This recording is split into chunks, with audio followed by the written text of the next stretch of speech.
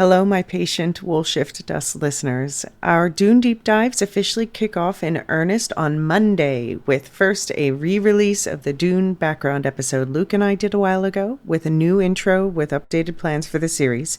And on Monday, Silozins and Storyzins in the Supercaster Patreon book club will also get an episode recapping and discussing the earliest story in the Duneverse, Hunting for Harkonnens. While I alternate coverage of the earliest set Dune stories with short stories from Hugh Howey's machine learning collection for Supercast and Patreon subscribers, in the public feed, the breakdown of the first book will begin in a week. So we have first coming in just a couple of days, the sort of background, and then we're getting into the book itself in 5 parts, beginning Monday, July 6th. From then on, expect the next part of the original book breakdown in the feed every 2 weeks, with the adaptations to follow. In the meantime, please enjoy this bonus episode from my appearances this week on the Dune Minute Podcast. I was their guest all week to discuss 5 minutes in the middle of Villeneuve's Dune Part 2 in the deepest of detail. This is actually the second minute in which I made a guest appearance. I hung out with Zach and John for minutes 61 through 65, and we chose this stretch of time during the film especially because it's a key scene for Lady Jessica, played by Rebecca Fergusson, a special favorite of this silo-oriented podcast. And I asked to share this minute in particular because it's the most Jessica of the bunch. In the show notes, you'll find a link to the Dune Minute podcast feed where you can find the rest of those minutes 61 through 65. Again, is where I appear, although definitely started the beginning of the movie, and they did the first movie too, so lots to catch up on to go way deep into Dune. Or look up Dune Minute Podcast in your podcast player of choice. Okay, I'll talk to you again on Monday, double if you're a Silozin or Storyzin, and until then, enjoy this Dune Minute in particular, because if you can't discuss politics and religion with the unborn abomination in your womb, who can you discuss these things with?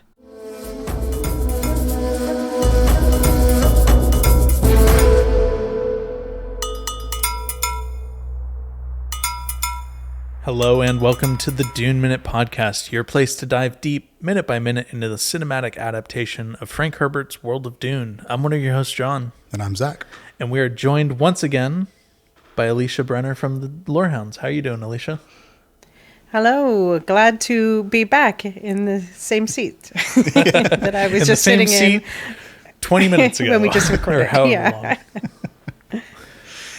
It's a different day in release land, though. Yeah. Right. and we've come to the heart of the conversation. And this conversation is, of course, why you guys picked this 5-minute gap for me. Yes. Yeah. This is the big one of the week. Yep. For sure. So I think, we just pick up right where we left off with the end of yesterday's episode. Go for it. We'll just go right into it because I'm sure all of us have a lot to talk about. Yes.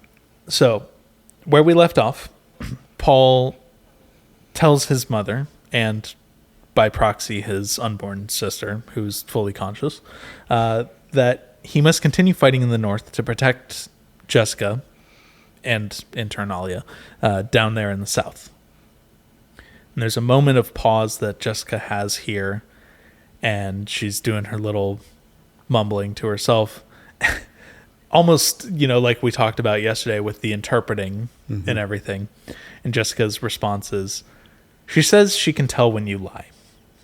And Paul's immediate response is then, well, tell her that's because our mother keeps spreading dangerous tales. And there's an awkward silence there. But Jessica does not react to this, though. Yeah. She's just kind of like looking around, just saying, okay, Yeah, whatever. Well, she's listening. She's listening to what Alia. Maybe I'm coming to your way of saying it. Alia. She's listening to what her unborn child is saying, and the funniest part of this to me is Paul is like beat, waiting. And then he's like, well, "What's she saying now? What's going on?" He's trying to be a hard ass, and then he's like, "No, but wait, I can't hear her. Tell me what she's like." He really cares what his fetal little sister, he really cares what she thinks already.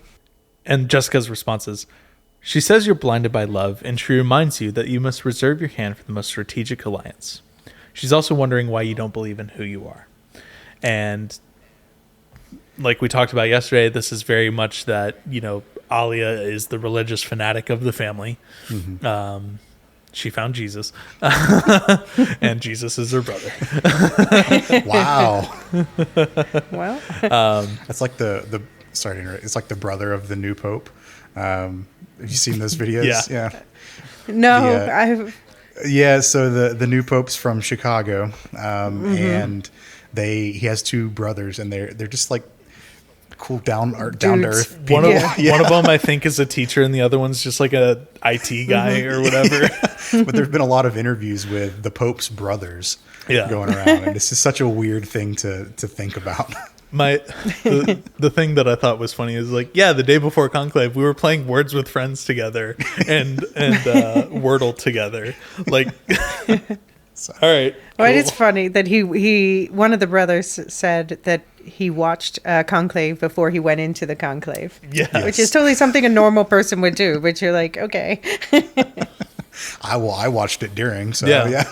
It's a very fantastic movie.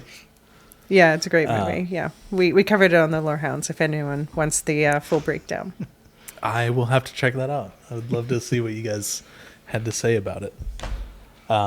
Because as a born and raised Catholic, it was a very interesting movie to watch.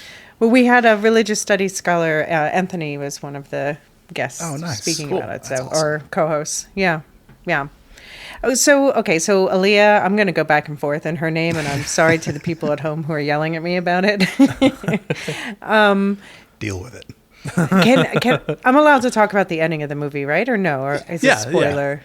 Yeah, okay. No, so the way that we have always framed this podcast is, I hope that you've watched the movie at least once or twice, because if you're watching the movie at the rate that we're talking about it, that's insane. Fair. Okay. But yeah, this whole conversation here, I guess this is what is echoing in Paul's head at the end of the movie when he, says, I will marry Irulan. Mm-hmm. Yep. Yeah.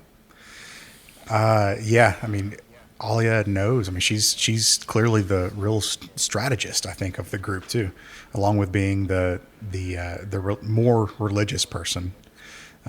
She seems to know exactly where things need to go. Now, maybe Jessica knows this as well, but she's just a little bit more mature and not outwardly saying it. I don't know, but she's not as direct as that's a better way of saying unborn abomination. Oh, okay. Well, we will see about that. So Alia says Paul's blinded by love, and he needs to reserve his hand for the most strategic alliance. And then the second part of that phrase, she goes, she's also wondering why you don't believe in who you are. That part was said kind of in a more jovial manner. It wasn't as heavy as the first part. Yeah, it was definitely more of like a needling kind of thing. Yeah. Not so serious. That one made me think it was almost Jessica saying that instead of Ollie. Mm.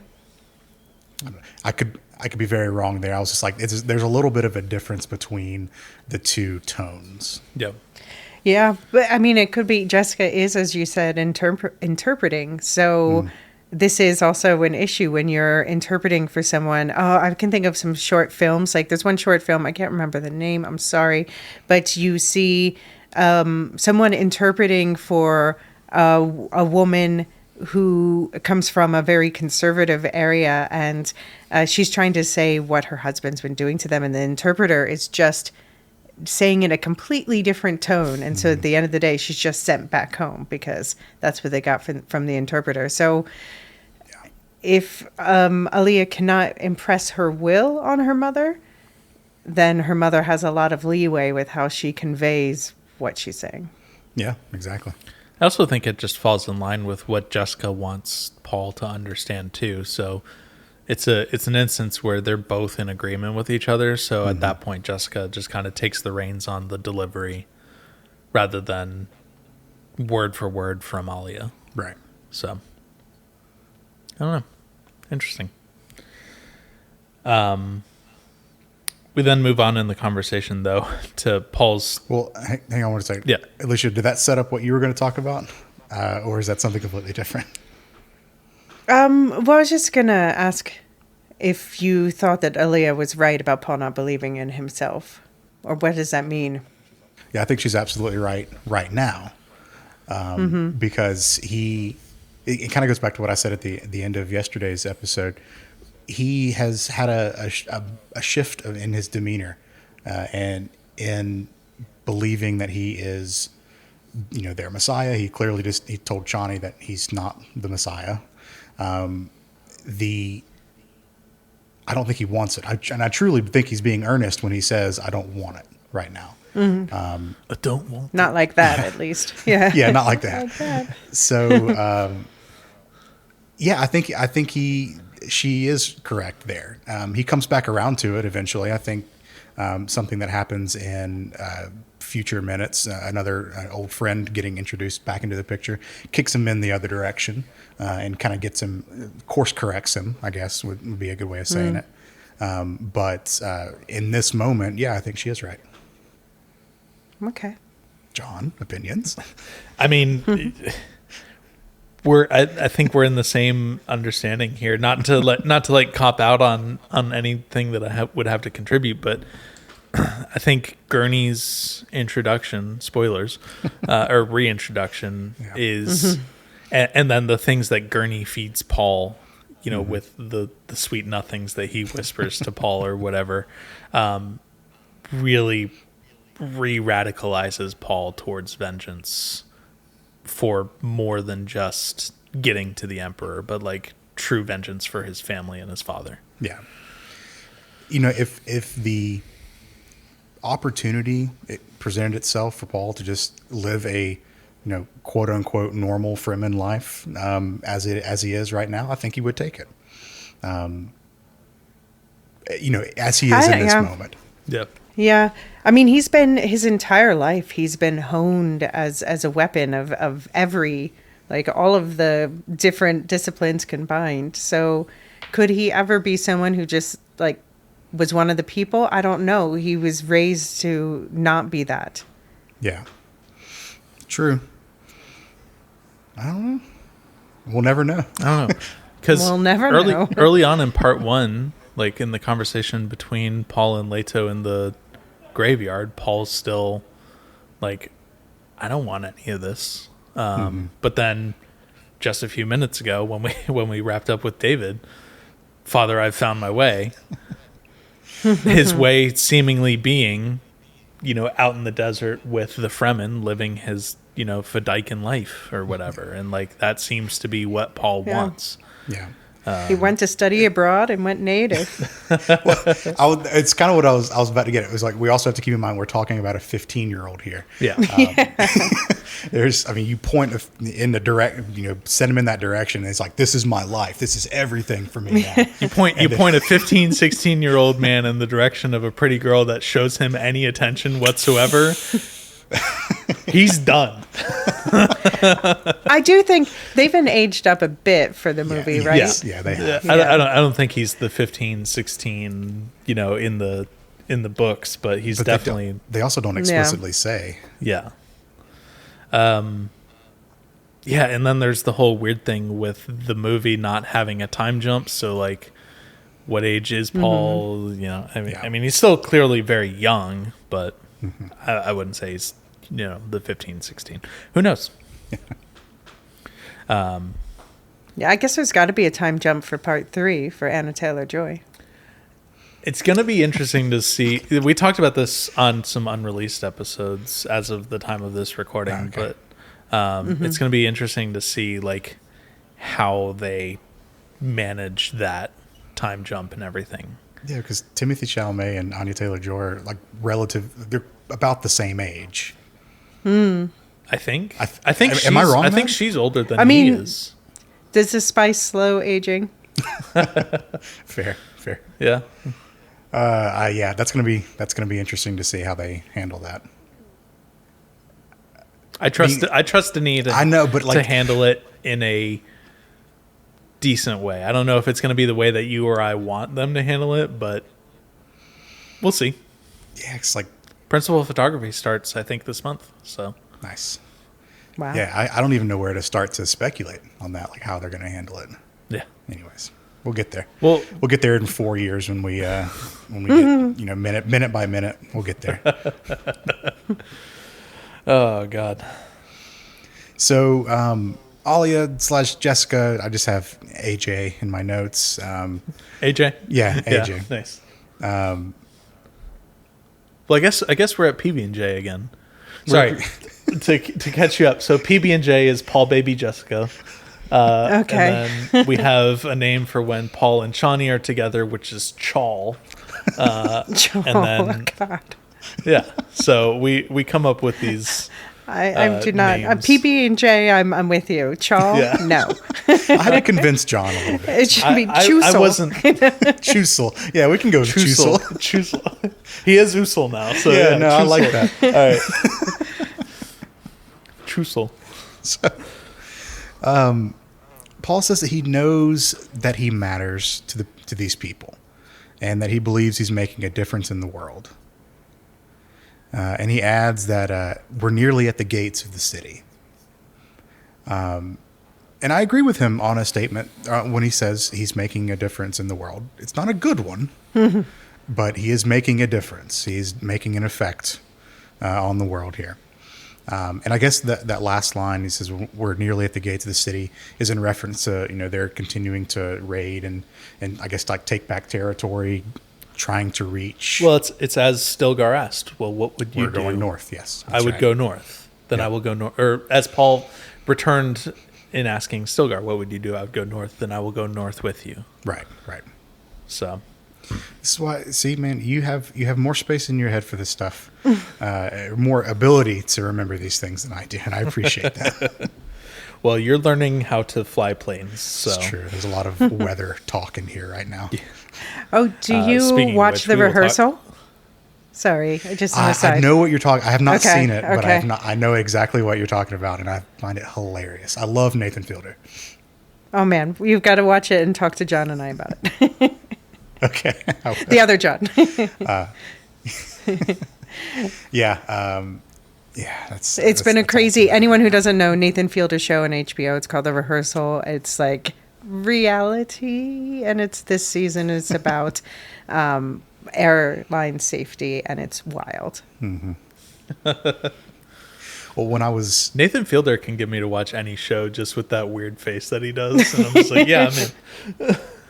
Well, so to bring it into reality, when I took my first like actual in the plane flight yesterday, and he's kind of right. Like me and the guy that were flying, like we talked a little bit while we were up there, but while we were flying, other than just like directions and like directives, there wasn't a lot of chit chat and getting to know each other. So Well, he's right.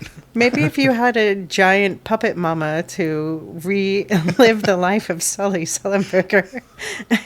That's true. So, all right, well, back to Dune. Yeah, that's where my brain is at. Sorry. So they're going north. They are making their way north, and they are almost to the city. And Jessica's response is, that's not what she means.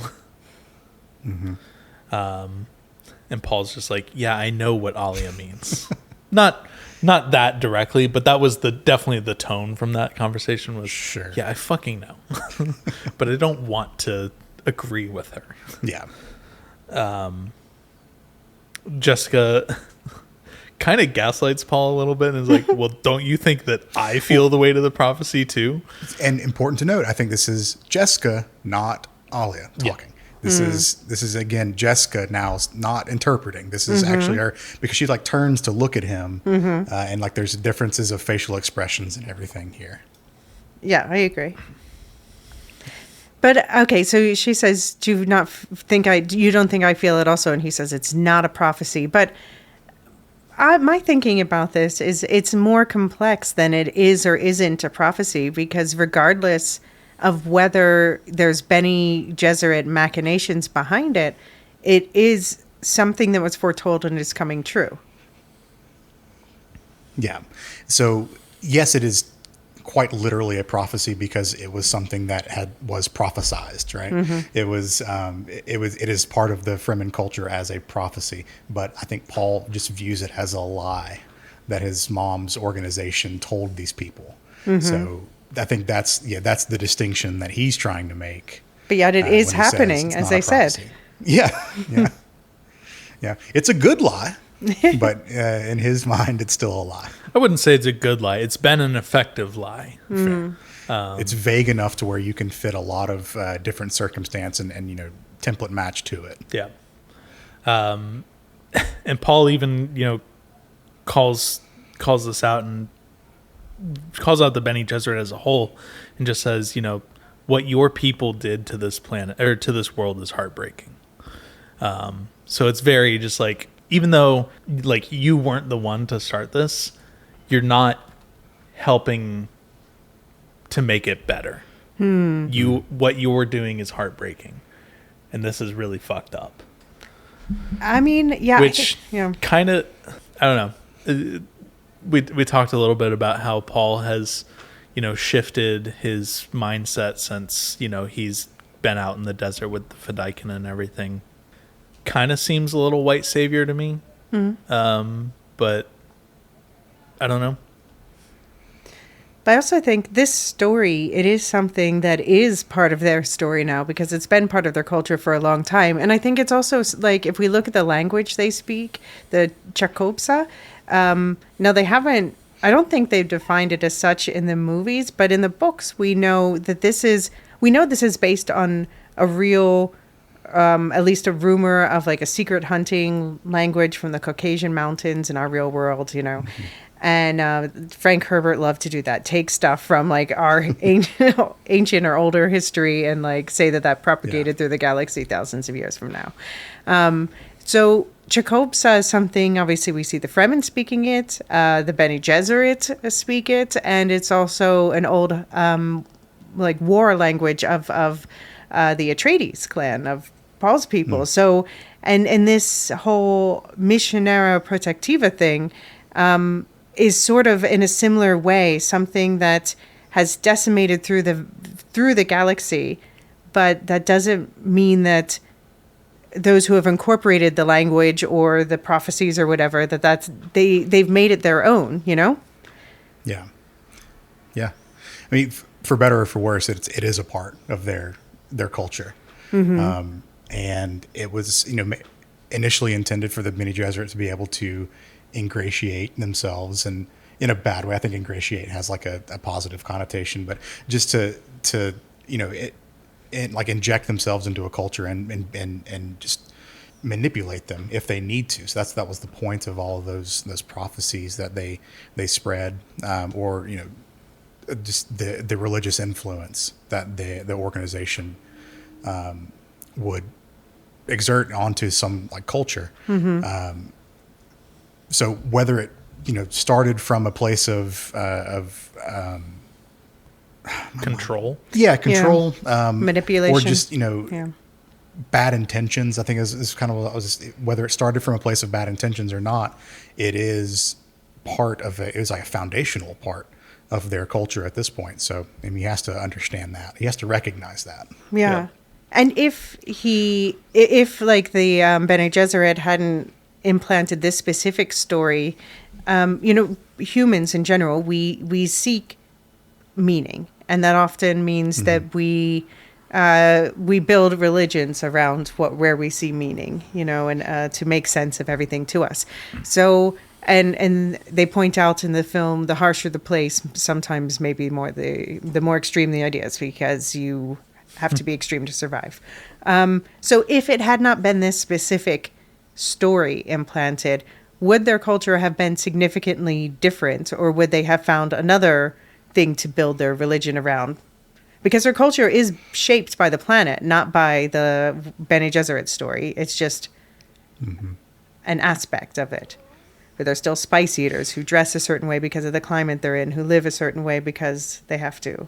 Yeah, I mean, the still suit doesn't exist because of a Bene Gesserit lie. Right. So, no, I mean, I think it's safe to say that something would have popped up I just think the Bene Gesserit were smart enough to get there first and realize that there was no like pre-existing religious dominance, and they just kind of snuck in and did missionary productiva things.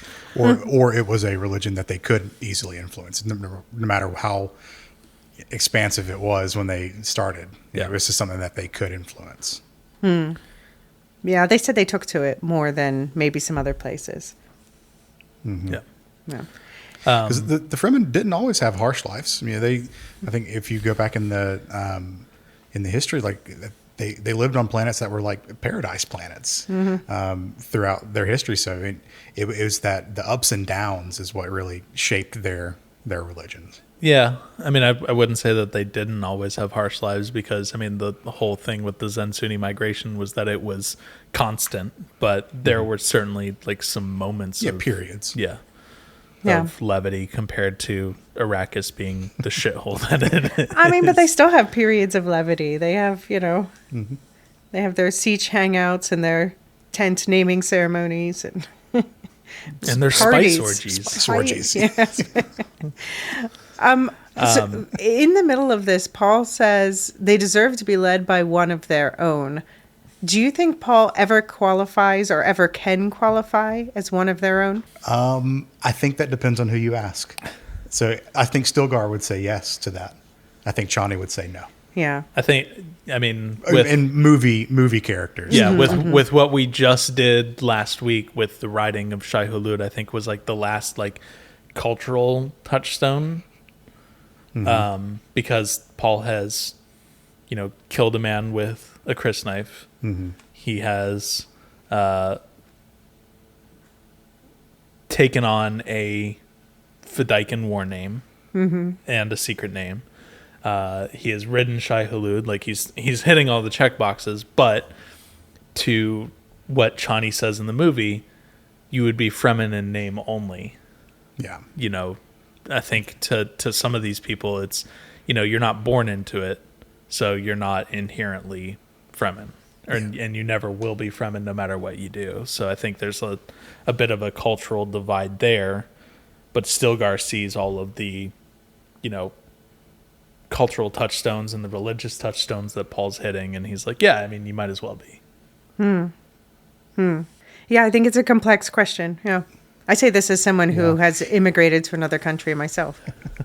I think we likened it to like marrying into a religion or something like that, or converting into a religion later in life.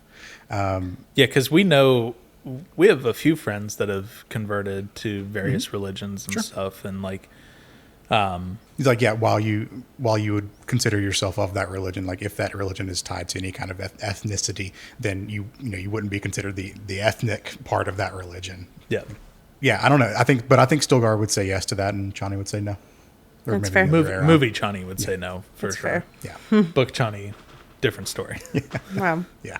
So I have to say, when, I was talking about in the last episode about how I thought they did Chani and Irulan better in the movie versus the books in terms of fleshing them out more. My biggest complaint about Dune Part 1 was how Jessica was handled. And now that I'm reading Jessica side by side with the movie, I'm actually like, you know what? I think Part 2 is better than Jessica in the books at this point. I think she...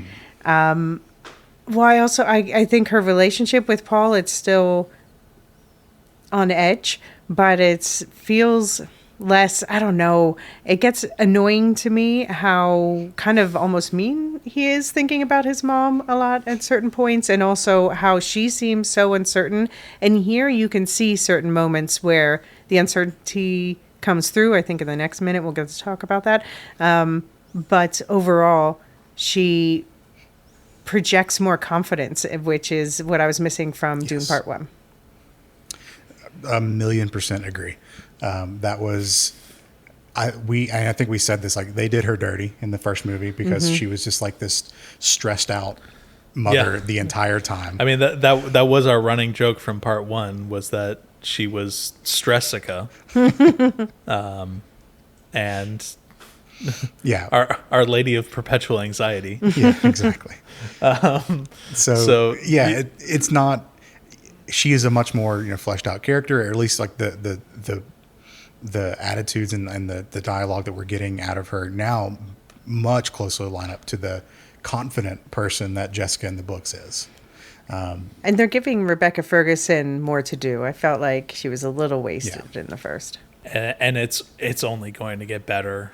Like, Rebecca Ferguson's acting only gets better from here on out too. Mm-hmm. Like, spoilers for the end, but like the look that Jessica gives Guys Helen Moheim at the end is it's so fucking good. It's so good. Yeah. So also, I just love the costume design by Jacqueline West. The face tattoos, it's such a cool concept. Mm-hmm. Like, it's funny, like, she didn't have to tat up her whole face, but she's outsider lady. She needs to bring the vibes extra hard. She's like the litany of fear really across my face. Yeah. I'm really glad too that they kept that consistent between part 1 and part 2, because we only had a very brief glimpse of Jessica with covered in face tattoos and everything in part 1, but like, it is still, so consistent, so one-to-one. And the ever complex Reverend Mother garb only gets more and more intense from here on out. So big fan of that. We're all, like, all three of us here in this virtual room, we are Rebecca Ferguson stans. I think I was first introduced to her in Silo. Okay. Because I've not seen the Mission Impossible movies that she was in. Mm-hmm. I still haven't seen them, which is, I'm working on it. I'm going through them. But I think, I think Silo was the first thing that I saw her in. That's the best of her, though. I think that's honestly, it is, though. Yeah. I agree. I mean, she's wonderful. This is second best for me. Yeah. Yeah. For her. But yeah, just a fantastic actress. Yeah, I'm very much looking forward to talking about the later minutes with her, because there's a lot. There is a lot to talk about. So the last little bit of this minute, we have half of a sentence to get through left here. And so after Paul says, what your people did to this world is heartbreaking. One thing that I didn't mention for Paul's thing, this really felt like Chani's words coming through Paul. We got a lot of Alia's words coming through Jessica a second ago. And now we're getting Chani's words coming through Paul. Yep. Chani and Alia fight. Yeah, well, it'll be interesting to see that dynamic. She's going to fight movie. The baby. Yeah. And so Jessica punches back at this point, and she goes, "We gave them something to." We've been really good about having minutes end at the end of sentences. Maybe not the end of conversations, but the end of sentences lately. And then, what could it be? We gave them something to put on their burgers. Find out on tomorrow's episode of the Dune Minute Podcast. We gave them something to look forward to. Yeah. Right. Cool. I like I said yesterday, I don't have much to talk about on the books here. This is not a book heavy week at all. We got a lot to talk about just with like interpersonal interactions, and we will, but nothing directly to pull from and to compare to in the books. Yep. I've got plenty from Art and Soul for tomorrow, but we will we'll get to that when we get to it. Elysia, anything else on your notes for this one? No. I just want to say that actually David's complaints about the diction critique is starting to leak into my own thoughts on this rewatch. David, you're infecting my enjoyment of this movie with your diction critique. It's not that they I think that they need to speak with an RP British accent or something. It's that I want consistency within each group. Yeah. Well, I mean, that's the actors, though. I mean, that's just bringing themselves to the role. I guess I don't know. We try to ignore it when we can, but there's parts where we can't. Yeah. All right, you want to take us out, John? Yeah, of course. As always, you can find us online. We are on Blue Sky at duneminute.com, and you can email duneminute@gmail.com if you'd like to get in touch with us. The Lorehounds, we will have all of y'all's socials and everything down in the podcast description and details. And Elysia, yesterday you talked about how y'all are diving in on the Woolship Dust side of things into the book. Those episodes should be coming out around the same time that these will be, I think, if we have our schedules right. Right. So we'll definitely make sure to link to everything Lorehounds and everything that you're doing as well. All right. We'll be back tomorrow with another episode of the Dune Minute, and we'll see you then. See ya.